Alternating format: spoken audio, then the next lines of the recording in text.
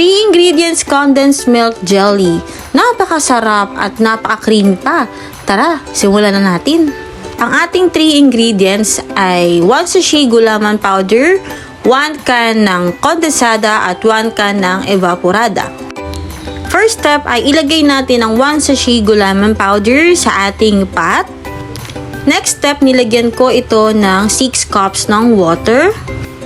Pagkatapos ay haluin lang natin na maigi hanggang sa ma-dissolve na yung jelly powder.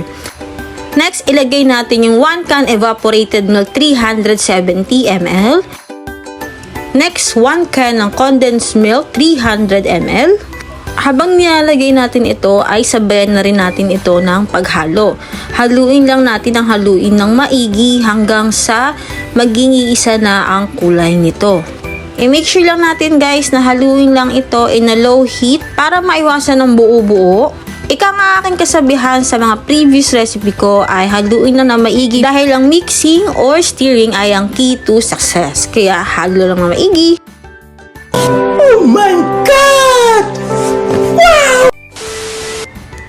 At pagkakulungan ng ating jelly ay kailangan natin itong itabi para palamigin. Pwede natin itong palamigin muna at least 10 minutes.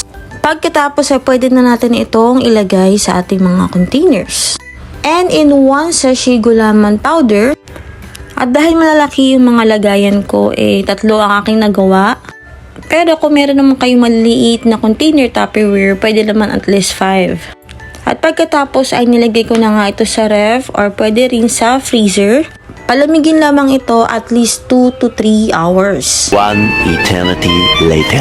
And here's our final product, our creamy and tasty milky gelatin. Sobrang sarap at sobrang creamy talaga nito guys. Try nyo na rin itong easy and affordable recipe. See you soon for more recipe. Thank you guys!